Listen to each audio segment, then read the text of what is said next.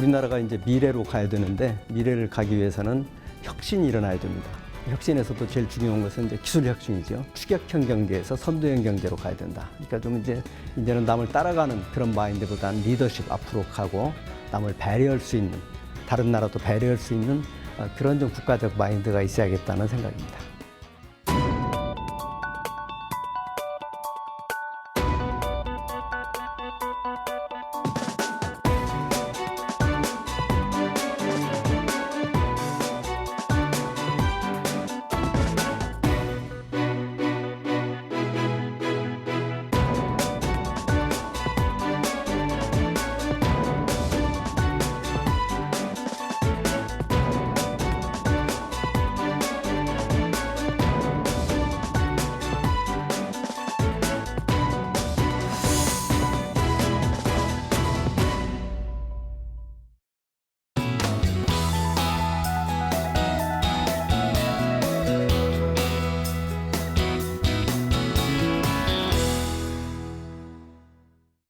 반갑습니다. 오늘은 경제산업 미래 전략에 대해서 함께 생각해 보겠는데요. 전략이라는 말을 여러분들 어떻게 이해를 하십니까? 우리가 목표가 있어가지고 그 목표에 가는 어떤 그 플랜이라 할까요? 뭐 그런 걸 전략이라고 볼 수 있겠죠. 그런데 그 전략이라는 건 그렇기 때문에 어떤 문제를 푸는 어떤 해결책이라고 볼 수 있는데, 어떤 이론적으로 보면은 이게 무슨 어떤 최적화의 문제, optimization이라고 생각할 수 있는데, 문제를 두고 거기에 최선의 그 해결책을 찾아가는 방법, 그 수학적으로는 프로그래밍 문제라고 그러는데, 여러 가지 뭐 프로그래밍이 여러 가지가 있습니다. 리니어 프로그래밍도 있고, concave 프로그래밍도 있고, 뭐 문제에 따라서 여러 가지가 있는데, 뭐 쉽게 말하면 여러 가지 그 제약 조건이 있고, 거기에서 어떤 목표를 극대화하는 것, 이것이 이제 어떤 해결책을 찾는 방법론입니다. 제약 조건이라는 것은 이를테면 어떤 우리가 가지고 있는 것, 리소스, 여러 가지를, 가령 어떤 회사라고 그러면 어떤 자본을 어느 정도 가지고 있다, 노동을 어느 정도 가지고 있다. 그럼 거기서 생산을 최대화할 수 있는 방법은 무엇이냐, 이런 식으로 문제를 보는 것입니다. 그런데 사실 우리가 전략이란 말 쓸 때는, 사실은 전략이란 말은 원래 계획 이론에서 쓰는 말이죠. 그러니까 그 전에는 물론 전쟁론이나 이런 병법에서 나오는 말인데, 여기서 전략이라고 하는 것이 어떤 최적화 문제의 해결책을 어떻게 다루냐면은, 최선의 그 해결책이 정해진 게 아니고 상대방의 어떤 결정에 달려 있다는 거죠. 상대방이 그 어떤 전략을 바꾸면 자기의 최선의 방책도 바뀐다는 거죠. 그러니까 이게 이제 상호 의존성이죠. 그런 의미에서 어떤 국가의 어떤 문제를 해결할 때는 대개는 이런 모습을 가집니다. 국내적으로도 그렇고 국외적으로도 그렇고, 어떤 목표가 있고 거기에 있는 최선의 방책이 따로 있는 게 아니고, 그것은 그 여러 가지 상대방이 무엇을 하느냐에 따라서 최선의 방책이 바뀌는 그런 상호 의존성, 이것이 이제 그 게임 이론의 접근이라고 볼 수 있겠습니다. 큰 그림부터 좀 말씀드리자면, 한국이 지금 어디 와 있느냐? 우리나라는 또 선진국의 초입에 와 있다. 그러나 지금 그 과제, 챌린지는 어떤 국제적 어떤 리더십을 가질 만한 역량이 부족하다. 그리고 또 그 역량 이전에 그런 마인드가 부족하다. 뭐 그런 그 생각을 해봅니다. 경제면에서 우선 보면은 우리나라가 그동안 IT 강국으로 성장해 왔고, 그럼에도 불구하고 이제 소프트웨어 부분이나 이런 부분은 우리 약한 부분이고, 그리고 문화 콘텐츠나 이런 부분은 이제 경쟁력이 향상되어 가고 있고, 금융 부분은 많이 낙후되어 있고, 그리고 결론 부분에 가까이 가면서 조금 더 제가 말씀드리고자 하는 부분인데, 한국의 경제에서는 지금 재벌 체제가 아킬레스건이다. 뭐 이런 지금 생각을 가지고 있습니다. 그런데 정치는 어떠냐? 민주화와 경제 성장을 동시에 성취했다는 것이겠죠. 그럼에도 불구하고 이제 우리 정치가 지금 그 부족한 점은 있죠. 그래서 아직도 지금 개발 시대 정치를 극복하지 못하고 있다는 거. 그러나 현재의 국력을 뒷받침할 정도는 되나, 앞으로 미래를 이끌기에는 아직은 부족하다. 이게 이제 큰 그림이 되겠습니다. 구체적으로는 정치 분야의 인재 확보와 과제다. 그래서 그 미래는 어떤가? 좀 결론적으로 말씀드리자면, 현재 우리가 경계해야 될 것은 그 일본형으로 우리가 가는 거라고 생각합니다. 그래서 일본을 반면 교사로 삼아야 되는데, 일본이 잘 나가다가 지금 상당히 그 어려움을 겪고 있는데, 그 이유는 일본의 그 리더들이 그 일본이 그 잘 돼가던 시절에 그 시절에 그 미래를 준비를 못했다. 그리고 그 앞서갈 수 있는 그런 마인드가 부족했다. 뭐 이런 것이 저는 문제라고 생각하고 우리도 아무리 둘러봐도 지금 이런 문제가 있는 게 아닌가 저는 생각합니다. 그래서 그 이제 오늘 그 여러 가지로 제 이야기를 해보겠습니다. 첫째는 이제 요소 투입에서 혁신으로 가야 된다. 이게 무슨 말이냐? 그걸 좀 쉽게 이야기하면 저는 열심히 일하는 것보다 침착히 생각하라. 뭐 이런 뜻이라고 생각합니다. 그러니까 이 경제학에서 이제 생산 함수를 보면은 이제 인풋과 아웃풋이 있는데 이제 아웃풋을 가령 Y라고 그러고 자본을 갖다가 K라고 그러고 캐피털이죠. 노동을 L, 레이버 이렇게 해서 이제 펑션이라고 해서 F라고 이렇게. 그러면 이 아웃풋을 증가시키는 방법에 두 가지가 있습니다. 하나는 이 요소를 증가시키는 거. 생산 요소라고 하면 자본이나 노동 이런 거죠.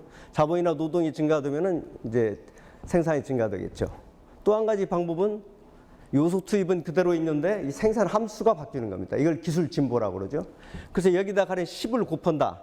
그러면은 생산 그 투입은 똑같은데 아웃풋은 10배가 될 것입니다. 이것이 이제 기술 진보라고 볼 수 있는데 그래서 그 제가 기억으로 90년대 말에 아시아 외환위기를 전후해 가지고 그 아시아 성장은 본질에 대한 논쟁이 있었습니다.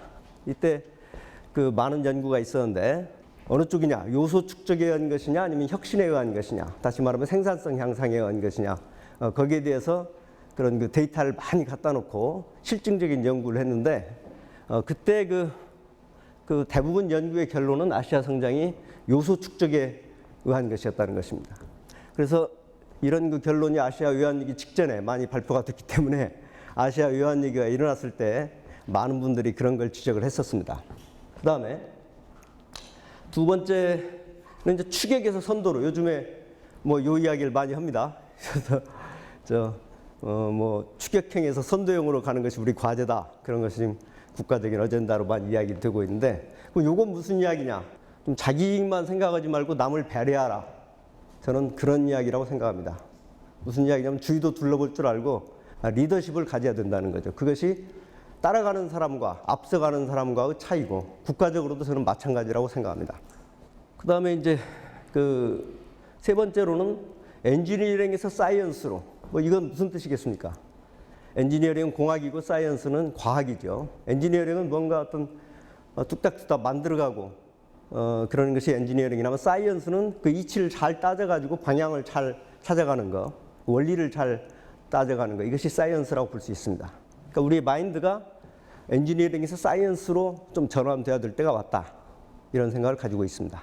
그러니까 산업에서 봐서도 IT는 전형적인 엔지니어링 위주의 산업입니다. 그래서 어떤 우리가 성취를 하면은 그 성취 위에서 또 다음 단계로 갈 수 있고 그 다음 단계로 갈 수 있고 또 그게 잘못되더라도 옆으로 갈 수도 있고 다시 내려갔다 다시 올라갈 수도 있고 이렇게 단계적으로 올라갈 수 있는 게 엔지니어링이라면은 그 발전이 연속적이지 않고 불연속적으로 갑자기 가다가 튀기도 하고 그리고 그 투자 같은 것도 한 몇 조 정도 이렇게 한 10년 동안 묻어놨다가 또 그 마지막에 이렇게 성공 여부가 결정이 되고 실컷 10년 동안 몇 조를 집어넣어 가지고 열심히 해도 마지막에 임상, 1상, 2상, 3상에 거쳐서 거기서 테스트가 안 되면 다시 제로로 내려오고 뭐 이런 그 완전히 원리가 다르죠. 근데 이런 그래서 그 세계 경제 상황을 현재 크게 보면은 미중유의 세계 금융위기의 여파 그 안에 우리가 들어있는 거고 여진 안에 들어있는 거고 그래서 제가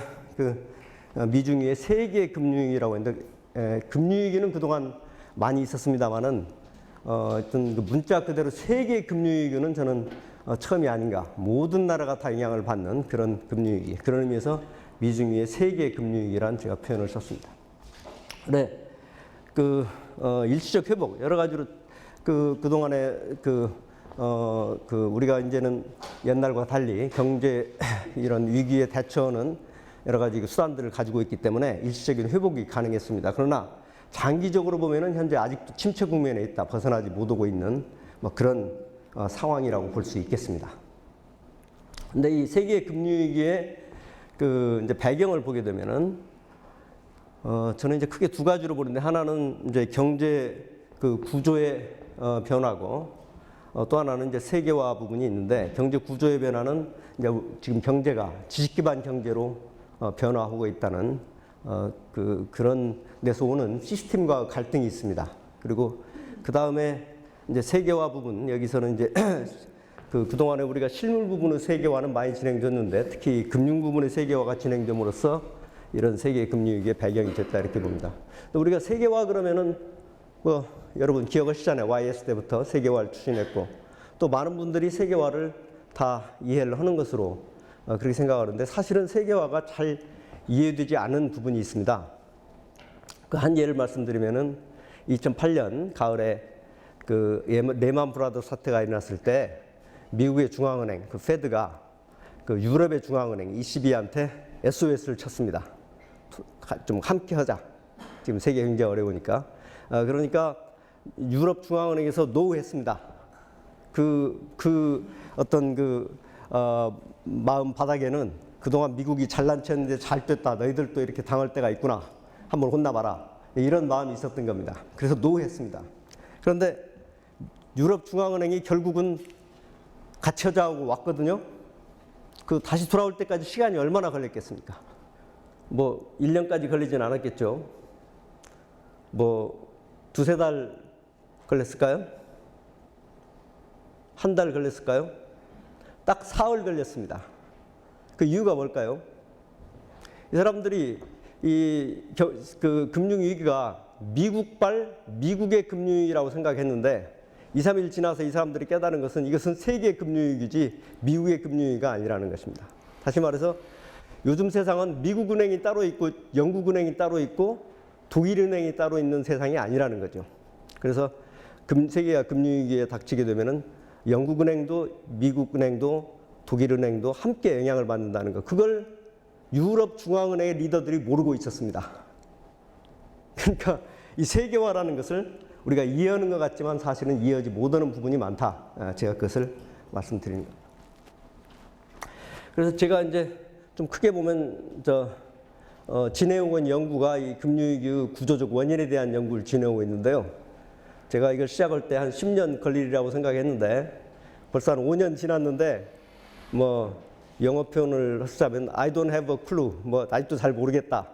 그러나 그럼에도 불구하고 제가 생각할 때 뭐 이러이러한 것들이 혹시 원인이 아닐까 하는 뭐 그런 것들을 좀 이렇게 지금 좀 제시를 해봤습니다. 물론 이 중에 이제 시간이 지났으니까 제가 생각할 때 이쪽일 것이다 하고 심증이 가는 쪽이 좀 있고 그렇겠습니다만은 그 새로운 경제, 아까 말씀드린 지식 기반 경제로 이행과 관련된 겁니다. 그 새로운 경제와 기존 금융 시스템이 불합치된다는 거죠. 그러니까 농업 시대에는 농업에 맞는 금융 시스템이 있고 공업 시대에는 공업에 맞는 금융 시스템이 있고 또 지식 기반 경제에는 지식 기반 경제에 맞는 그 금융 시스템이 있는데 현재 세계 금융 시스템이 아직도 지식 기반 경제에 맞는 시스템으로 진화를 못했다는 측면입니다. 그래서 그동안의 그 플레이어들이 투자은행들이 있고 신용평가기관, 규제기관들이 있고 또 정책 결정자들이 있습니다만은 이런 그 시스템이 그 현재의 경제를 뒷받침하지 못하고 있다. 그래서 이 시스템이 먼저 바뀌어야만이 이런 문제를 방지할 수 있다는 관점이겠습니다. 두 번째로 그 사실 그때 경제위기가 됐을 때 제일 많이 먼저 뉴욕타임즈든 월스트리트저널이든 제일 많이 나왔던 이야기가 이 이야기입니다. 우선 거시경제 변수들 사이에 불균형이 있다. 그중에서 제일 많이 지적된 게 뭡니까? 그게 중국의 무역 흑자, 미국의 무역 적자라고 그러는 그런 큰 불균형 뭐 이런 것이 그 원인이 됐고 조금 더 설명하자면 중국의 무역 흑자 때문에 거기서 생긴 많은 돈이 중국이 벌어들인 돈이 낮은 이자로 미국으로 흘러들어갔고 그것이 부동산 거품의 그 원인이 됐다 하는 이제 그런 관점입니다. 그 다음에 이제 또 하나는 경제 자체가 고정 비용 경제로 이행하고 있다는 거죠. 그러니까 비용에는 두 가지가 있죠. 가변 비용이 있고 고정 비용이 있죠. 그러니까 가변 비용은 생산을 많이 함에 따라서 많이 증가가 되는 비용이라면 고정 비용은 미리 처음에 투자되는 그 큰 비용, 이걸 고정 비용이라고 하는데 요즘에는 고정 비용의 부분이 훨씬 커지는 그런 산업들이 있었다. 이를테면 이 대부분의 콘텐츠 산업, 영화라든가 이런 것도 영화 하나 만들어 놓으면은 그러면은 이게 100만 명이 보나 1000만 명이 보나 1억 명이 보나 코스트는 그렇게 변하지 않습니다. 그래서 처음에 그 투자한 비용이 중요하다는 거, 고정비용 경제라는 거. 드라마도 마찬가지겠죠. 소프트웨어도 마찬가지고, 개발 비용이 있더라. 게임도 마찬가지고, 음반도 마찬가지고, TV 프로그램도 마찬가지고, 대부분의 콘텐츠 산업이 그런 특성을 가지고 있고, 거기에서 경제가 작동하는 원리가 그런 가변 비용하고는 그 경제하고는 많이 다르다는 거죠. 그래서 좀 쉽게 설명하자면 여기에 지금 그 세탁기 같은 거 말이죠. 이런 가변 비용이 큰 산업에서는 많이 생산하면 물론 그 수입이 늘어나겠죠. 레버뉴가. 그리고 비용도 늘어나는데 처음에는 비용이 크다가 나중에는 이제 수입이 크니까 이익이 이제 비용을 수입에서 뺀 거, 레버뉴에서 코스트를 뺀 게 이제 이익인데 이런 식으로 증가하고 이게 브레이크다운 포인트라고 볼 수 있겠죠.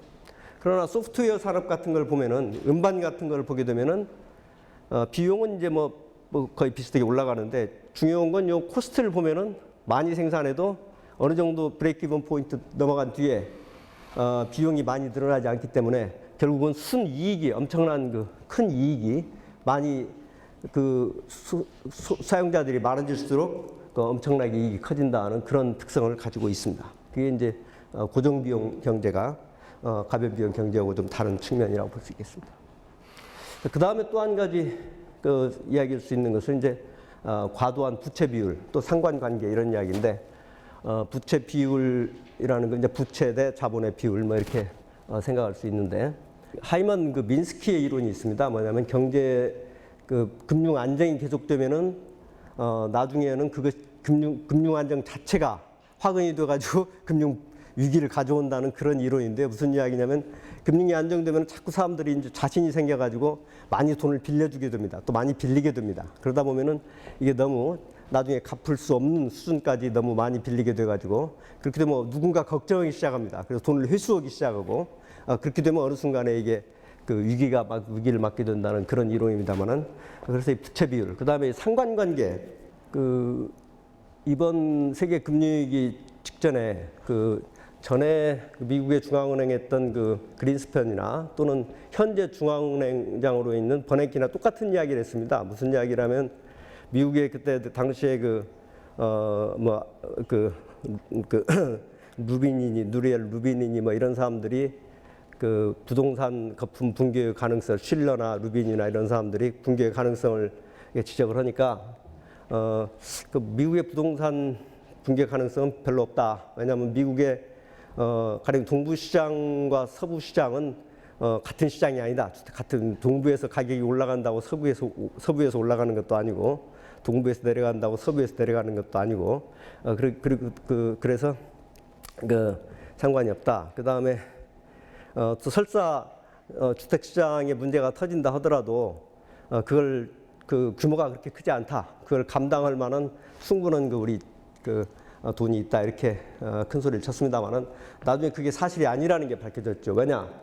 첫째로 그 공조 현상 옛날하고는 달리 일어났고, 그러니까 이런 주택 시장뿐만 아니라 주식 시장 같은 것도 우리가 펀드 경제가 되면서 옛날에는 자동차가 잘 되면 가령 뭐 전자는 잘못된다거나 그러면 어떤 밸런스가 됐는데 요즘 펀드 경제에서는 또 뭐 그걸 분산시킨다고 다 조금씩 함께 투자하는데 그걸 한번 펀드에서 펀드런이라고 그러죠. 돈을 빼기 시작하면은 그러면은 모든 주식 가격이 한꺼번에 내려가죠. 뭐 이런 문제라든가 이런 경제의 어떤 구조가 상관관계 이런 것이 근본적으로 바뀌었다는 걸 인식을 못했던 거죠. 그러니까 중앙은행 총재들도 뭐 그런 이야기입니다.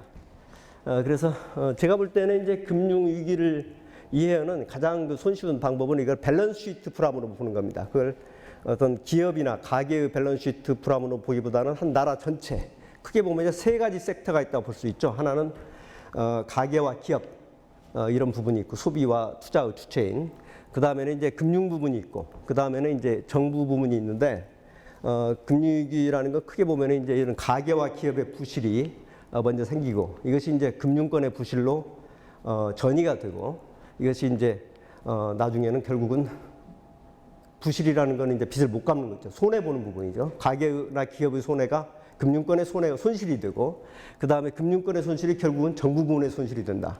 결국은 텍스페이어 조세 부담자들의 손실이 된다는 거죠.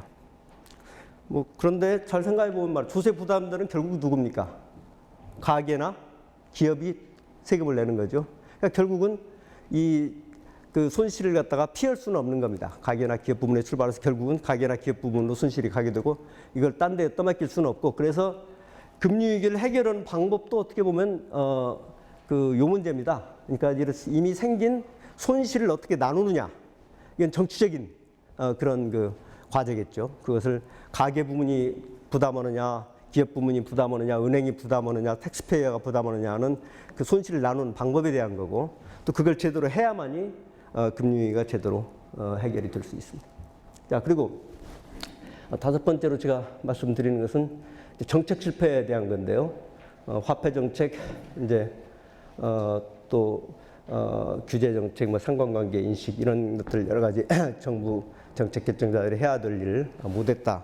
뭐 이런 이제 이야기가 되겠습니다. 근데 그 제가 그 2008년부터 이제 많이 좀 돌아다녔어요. 그때 시간이 좀 생겨가지고 미국도 뭐 워싱턴도 가고 뉴욕도 가고 유럽에서도 뭐 프랑크푸르트도 가고 또 스페인 위기가 생겼을 때는 마드리드도 가보고 가서 뭐 이제 그 재무부 사람들도 만나고 중앙은행 사람들도 만나고 금융감독기구 사람들도 만나고 그랬던 거죠. 그리고 또 물론 영국도 가고 뭐 스위스도 갔죠. 스위스에 바젤이 있으니까 거기에 그 국제결제은행 있지 않습니까? 거기에 또 파이낸셜 스태빌리티 보드 뭐 이런 것도 있고 그래가지고 가서 쭉 그래서 정책 결정자들 또 그 규제하는 분들 또 시장에 있는 분들 그러니까 업계에 있는 분들이죠. 금융업 있는 분들 또 학자들 이렇게 다 만나봤습니다만은 제가 그 느꼈던 것은 우선 그 시장에 있는 그러니까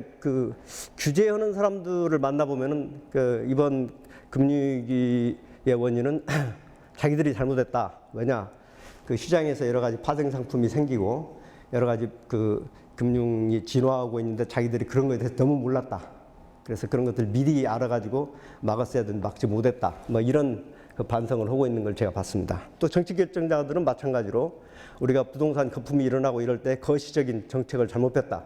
돈을 갖다가 너무 풀었다. 그래서 미리 처음부터 좀 조이기 시작했어야 되는데 막판까지 기다렸던 게 잘못이다. 이렇게 또 반성을 했고 또 그 시장 참여자들 그 월스트리트에 있는 사람들은 뭐라고 그러냐면 다 택도 없는 소리다.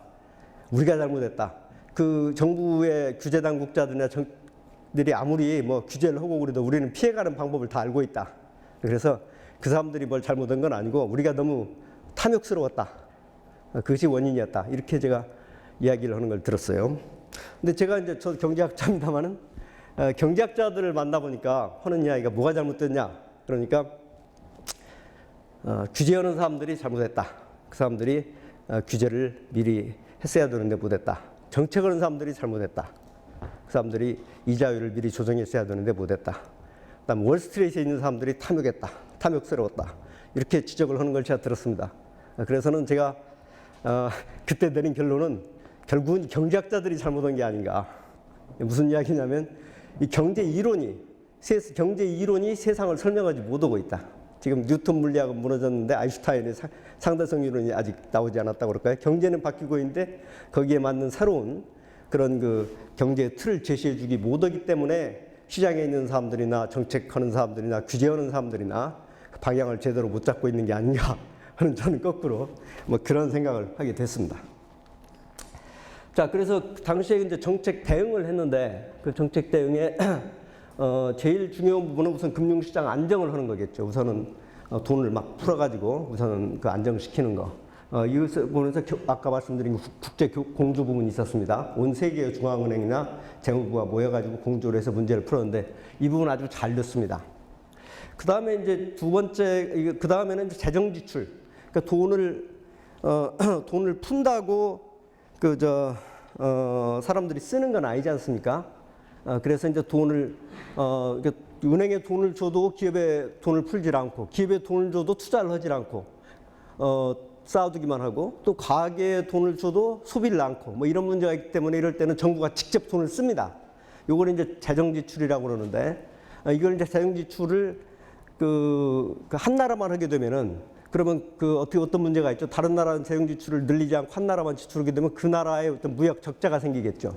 그래서 상당히 꺼립니다. 그래서 기억하실지 모르겠습니다만은 그 1차 대전과 2차 대전 사이에 그 당시에 세계 대공황이 있었는데 이때 서로 상대방 서로 보호무역 정책을 함으로써 이렇게 오히려 더 함께 경제 위기를 자초하고 또 세계 제2차 대전으로 가는 뭐 그런 과거가 있었습니다. 그래서 이번에는 제가 우려했던 것보다도 이 재정 지출에서 국제 공조가 잘 됐습니다. 미국만 돈 쓴 게 아니고 일본도 돈 쓰고 또 중국도 돈을 쓰고 해가지고 생각보다 재정 지출의 공조는 잘 됐다.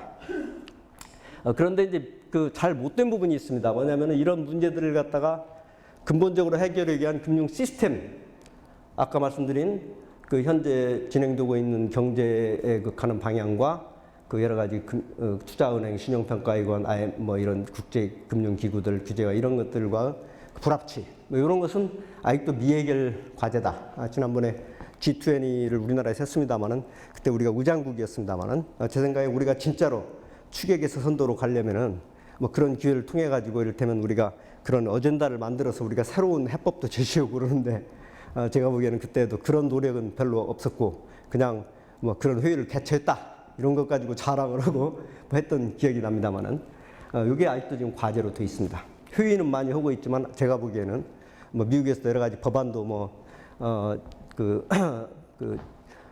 통과되고 했습니다만은 제가 보기에는 아직도 미해결 과제다 이렇게 보고 있고 그 다음에 또 한 가지는 이제 이걸 진행하는 과정에서 효율성과 일관성이 정책 효율성과 정책 일관성이 과제다. 이를테면 일본 같은데 잃어버린 20년 동안 돈을 많이 썼잖아요. 그래서 돈을 어디다 많이 썼습니까? 이런 인프라에 많이 투자를 했죠. 도로도 많이 짓고 만들고 했습니다만은 뭐 북해도에다가 도로를 만들어 놨더니 곰만 다니더라 뭐 이런 식으로 이제 정책 효율성 이런 것은 이제 과제라고 볼 수 있겠습니다. 근데 경제 위기에 결국 참된 해법은 뭐냐? 제가 보기에는 이노베이션입니다. 그러니까 돈을 푼다고 해결될 것도 아니고 또 돈을 쓴다고 해결될 것도 아니고 참된 해법은 이제 결국은 이노베이션이라고 보는데요. 이노베이션이라는 건 뭐냐? 혁신이라는 건 뭐 좀 바꾼다는 이야기겠죠. 바꾼다는 이야기고 결국은 이제 뭘 바꾸느냐? 우리가 목표하는 것은 이제 구조 변화라고 볼 수 있겠죠. 구조 변화.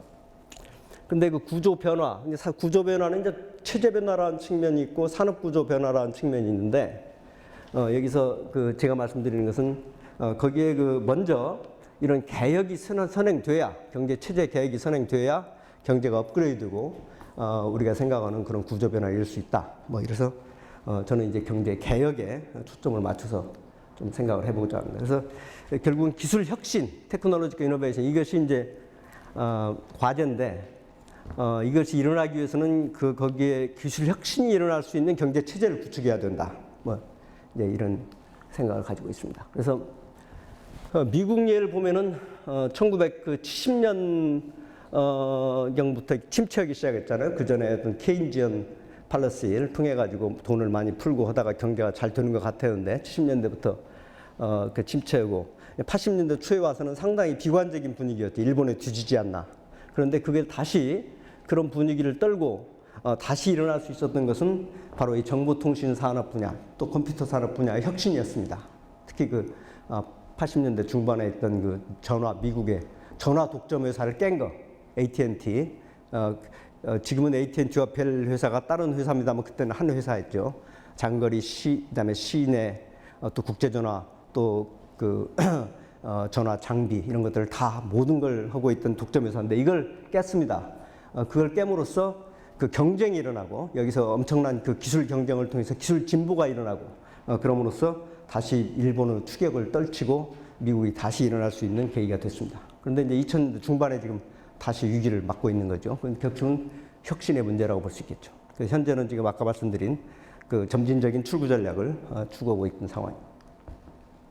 일본은 60년대 고도 성장을 하고 이제 70년대 성숙한 경제에 들어섰는데 이제 문제는 80년대 이후에 좀 혁신이 결여됐다는 거.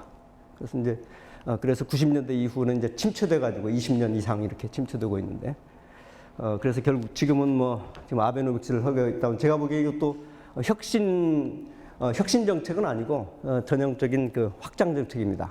그래서 이것은 결국은 실패할 수밖에 없다 이렇게 보고 그래서 뭐 저희한테도 좋은 뉴스는 아니겠죠. 그래서 요건 아까도 제가 말씀드렸습니다만 역시 그 일본의 리더들이 역시 이런 미래에 대한 어떤 생각을 많이 못하고 또 여기를 어떤 바꿔야 된다는 생각을 하지 못하고 또 실제로 바꾸지도 못하고 하는 데서 일본에 지금 문제가 있다 이렇게 보는 것이고. 근데 한국 같은 경우는 이제 80년대까지 고도 성장을 했고 90년대에서는 이제 그 체제의 한계가 왔고 97년 외환위기에서 이때 좀 우리가 개혁을 했죠. 그래서 저는 지금 이번 경제 위기에 이만큼 우리가 다른 나라에 비해서 잘 방어하고 있는 것은 역시 이때의 개혁이 주요했다 이렇게 보고 있습니다. 그래서 현재로는 지금 2000년대에서 이제 경제를 업그레이드하는 것이 지금 과제라고 볼 수 있고 지금 요즘의 화두는 뭐 아시다시피 창조 경제라고 하는데 이것도 역시 어떤 기술 혁신을 통한 경제 성장을 해야 된다는 그 어떤 방향성은 잘 이해하고 있는 것이 아닌가 생각이 듭니다. 중국의 예를 들면 70년대까지 사회주의 경제였고 80년대 이제 등소평 혁명이 일어남으로써 중국의 변화가 시작되는데 2000년대에는 이제 고도 성장하고 있는데 지금 이제 그 고도 성장 과정에서 어떤 불균형 그 성장이 이제 해결 과제라고 이렇게 볼 수 있겠죠. 그래서 과연 중국이 소프트 랜딩을 하느냐 이것이 지금 과제라고 볼 수 있겠습니다. 이런 산업 정책을 조금 들여다보면 이제 성장 동력이라고 그래서 이제 경제를 견인하는 그 산업. 그래서 이제 우리나라 같은 경우 2012년에 뭐 17개 신성장 동력 산업을 뭐 지정을 했죠. 3개 분야: 녹색 기술 산업, 첨단 융합 산업, 고부가 서비스 산업 이렇게 해가지고 여기에 녹색 기술 산업에는 신재생 에너지, 탄소 저감 에너지, 고도물 처리, LED 응용, 그린 수송 시스템, 첨단 그린 도시 뭐 이런 것들을 선정을 했고 또 그래서 지원을 했고 첨단 융합 산업에서는 방송통신 융합 산업, IT 융합 시스템, 로봇 응용, 신소재 나노 융합, 바이오 제약, 그다음에 의료기, 고부가 식품 산업, 또 고부가 서비스 산업에는 글로벌 헬스케어, 글로벌 교육 서비스, 녹색 금융, 콘텐츠, 소프트웨어, 그다음에 이제 무슨 전시 산업 같은 거 그런 컨벤션 산업 뭐 이런 것들을 했습니다만 강조하고 싶은 부분 이 강의에 이제 제가 꼭 드리고 싶은 말씀은 이 부분인데 혁신의 주체는 결국은 기업이다. 근데 우리나라의 기업들 중에서 생계형 중소기업은 혁신 역량이 부족하고 그럼 재벌 체제는 어떠냐? 재벌들은 보면 그동안에 여러 가지 공이 많습니다. 한국 경제 견인차학화했고 지금도 휴대폰이라든가 자동차라든가 이런 걸 통해서 우리나라의 경제에 큰 기여를 하고 있습니다. 그러나 저는 미래를 보는 입장에서 지금까지의 재벌 체제는 나름대로 역할이 있었지만 앞으로는 아니다 이런 생각을 하고 있습니다. 왜냐하면 재벌 체제에서 여러 가지 혁신이 일어나고 있지만 재벌 체제 때문에 일어나지 못하는 혁신이 더 크다고 저는 보는 거죠. 그러니까 이게 기회비용, 아퍼튜니티 코스트가 크다고 보는 겁니다. 그러면 미국을 지금 움직이고 있는 기업들은 다 그게 구글이든 애플이든 또 HP든 또는 페이스북이든 모두 다 얼마 안 된 최근에 생겨난 벤처 기업에서 성장한 대기업들입니다. 세계를 움직이는데 우리나라는 계속 재벌들이 그 혁신의 주체가 되어 있는데 그 재벌들이 하고 있는 혁신만 볼 게 아니라 재벌 때문에 일어나지 못하고 있는 혁신이 저는 더 문제라고 보고 그것을 위해서 지금 그걸 생각해야 된다. 그래서 재벌들은 지금 편법, 불법 여러 가지 프랙티스들 이런 것이 지금 문제가 되고 있는데 순환 출자를 통해서 거미줄 확장하고 있는 거. 뭐 여러분들 다 아시잖아요. 우리나라 제일 큰 재벌의 소위 말하는 총수가 가지고 있는 지분이 그 그룹의 전체 지분의 1%도 안 되지 않습니까? 그 가족 지분까지 다 합해가지고. 그러니까 재벌은 분명히 그 재벌 총수가 그 재벌의 주인은 아닙니다. 더구나 그걸 경영을 아무런 제가 보기에는 그런 권리도 가지고 있지 않습니다. 그러면 어떻게 해서 그걸 지배하느냐? 그것은 바로 이런 순환 출자를 통해 가지고 비정상적인 지배 구조를 가지고 있고, 그래서 우리나라의 지금 총 매출 기준으로 보나 또는 전체 시가총액 기준으로 보나 10대 재벌이 우리나라 경제의 반 이상을 차지하고 있습니다. 이것은 우리나라가 필리핀도 아니고 인도네시아도 아니고 그것은 지속될 수 없는 상황이고 지속돼서는 안 되는 상황이라고 생각합니다. 10대 문벌이 국민이 뽑은 것도 아닌데 나라의 경제를 갖다가 지배하는 것은 잘못된 것이다. 이런 생각을 가지고 있습니다.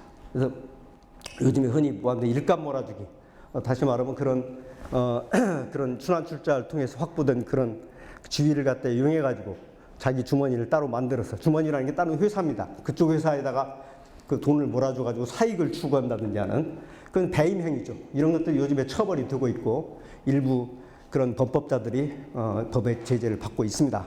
그래서 이런 부분은 우리가 좀 노력을 하고 있는 부분입니다. 또 탈세로 이런 재벌에 대한 그 지배권을 갖다 세수보고 있는 부분, 이런 뭐 이미 지나간 것은 지금 뭐 어떻게 그동안 우리가 막지 못한 부분이 있지만 앞으로라도 이런 부분은 막아야 된다고 생각하고, 또 한 가지 우리가 혁신을 아까 이야기했습니다마는 재벌이 혁신에 지금 장애가 되고 있는 부분이 바로 벤처기업에서 우리나라에서 그 벤처기업, 우리가 벤처 정책을 많이 하고 혁신 기업 창업 이런 이야기를 합니다만 결국 어느 정도 커가지고 이게 그 성과를 거두려면 그걸 그 장래를 하려면은 그 엑시트 스트래티지가 있어야 되는데 외국에서는 그걸 큰 기업들이 그걸 사주죠. 그러나 우리나라에서는 그걸 사주는 게 아니고 오히려 더 고사시키는, 뺏어가는 뭐 그런 문제들, 이런 문제들은 지금 재벌 체제의 기회병이다 이렇게 볼 수 있겠습니다.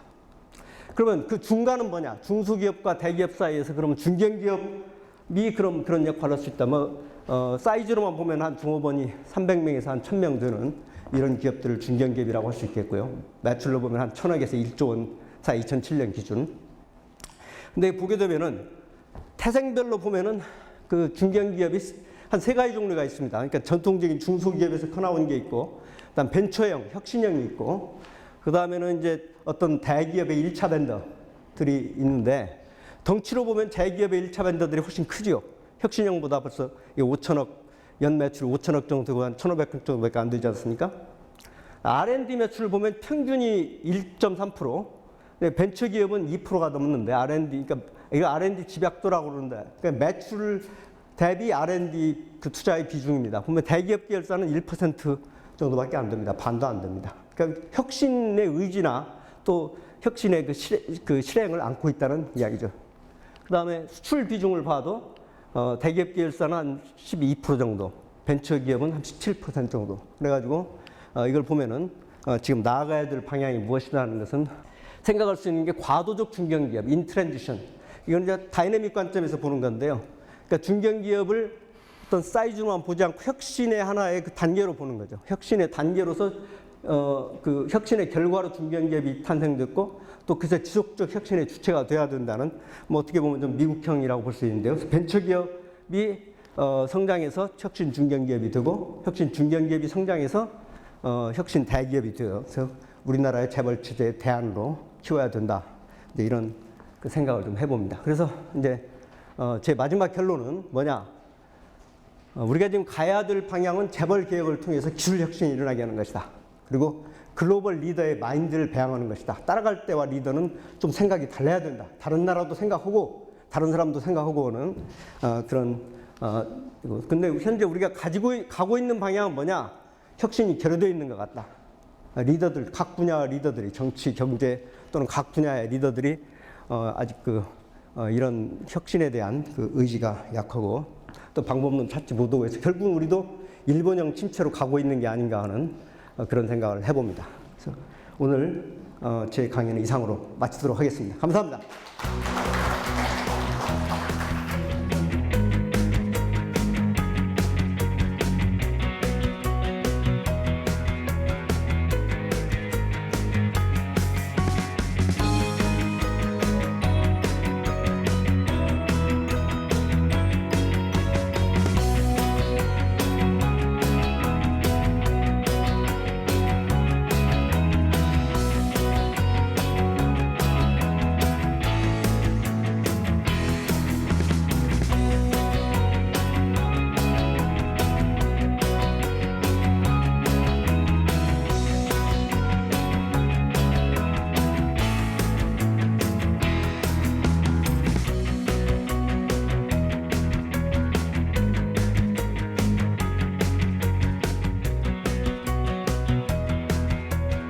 열심히 이러는 것도 중요하지만은 이제 침착하게 앞을 생각하는 것도 굉장히 중요하다.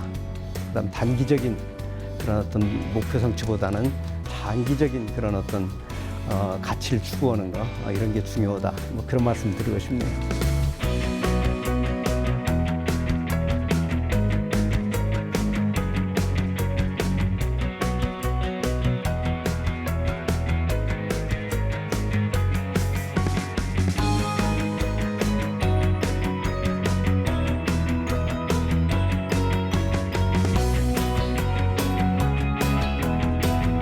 원자력 발전에 대해서 무엇을 어떻게 해야 되는가?